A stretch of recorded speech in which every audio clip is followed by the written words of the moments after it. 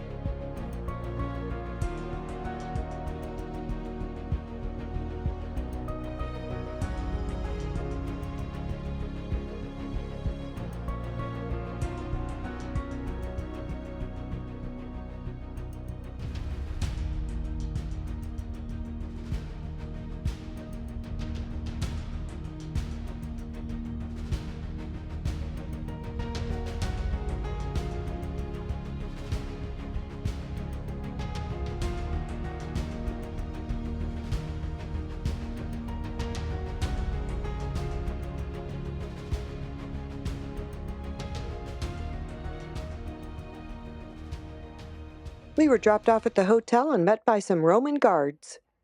This is our final world wonder.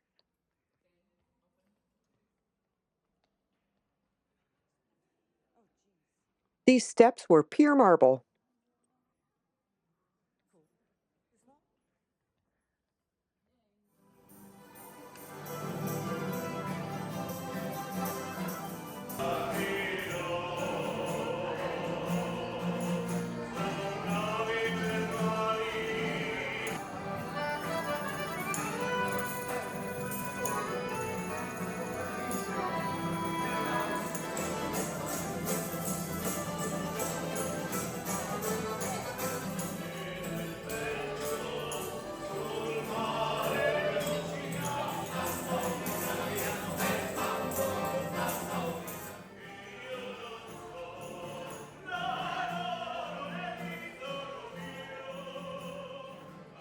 Lunch was over, and it was time to go to the Colosseum.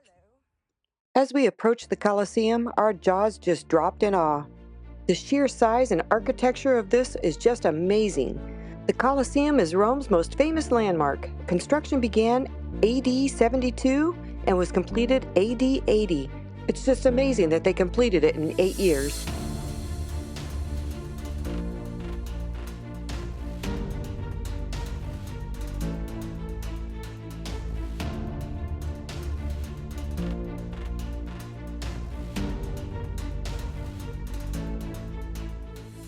Just incredible. The blocks originally had metal nails, and they were pulled out and melted down.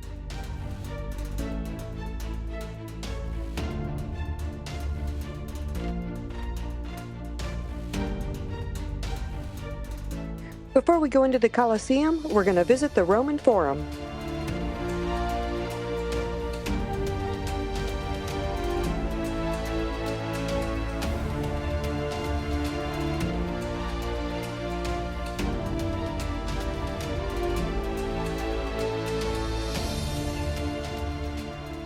We still can't believe we are walking where the Romans walked.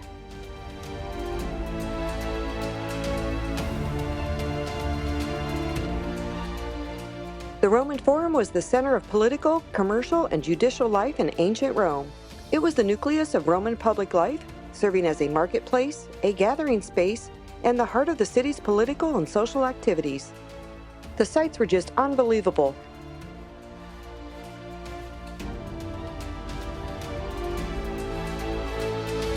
The Forum evolved over centuries, reflecting changes in the Roman society and governance. Initially a marketplace, it became a hub of Roman political life during the Republic. With the rise of the empire, it continued to be the setting for triumphal processions, elections, public speeches, and criminal trials. The Forum fell in disrepair after the fall of the Roman Empire. Its structures were repurposed or buried under debris. Excavations in the 18th and 19th century has uncovered the ancient ruins, revealing the forum's historical and architectural significance.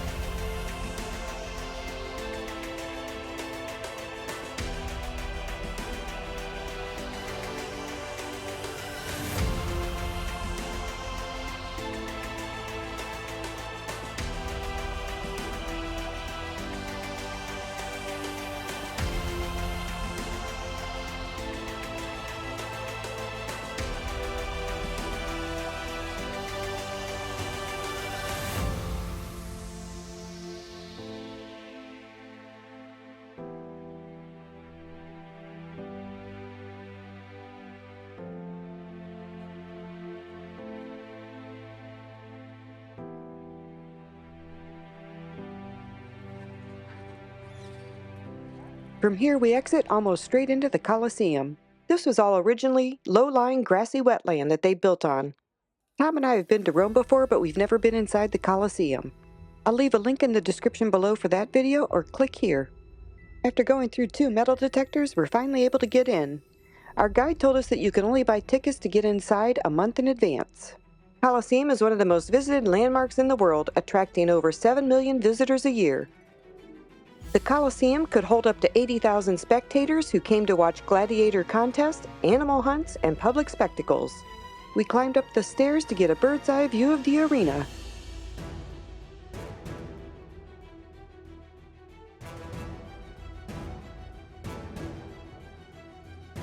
And what a view! Imagine the roar of the crowd as they cheered on their favorite gladiators.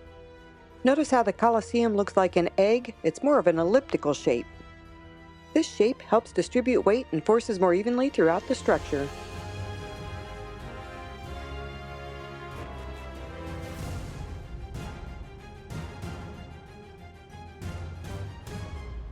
The door where the gladiators came out. When we go down a level, we'll get a closer view.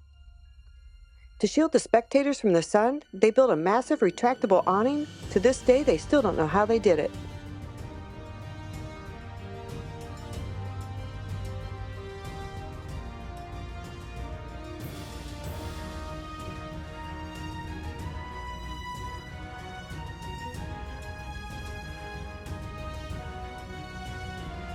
Time to go down to the first level.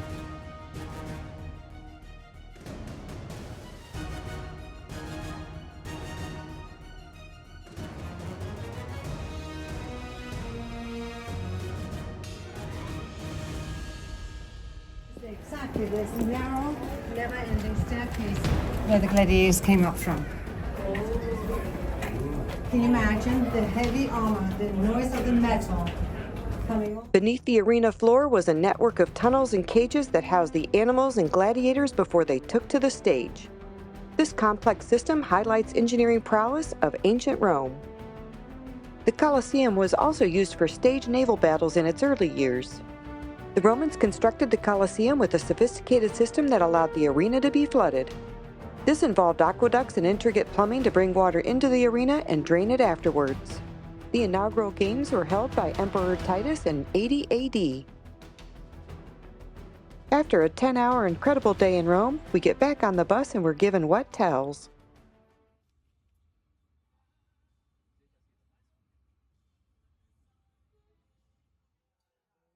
We ended the day with a cake in the Windjammer. Happy Canada Day!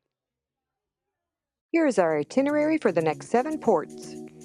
Make sure to like, subscribe, and ring that bell for more adventures from every corner of the globe. See you at the next port!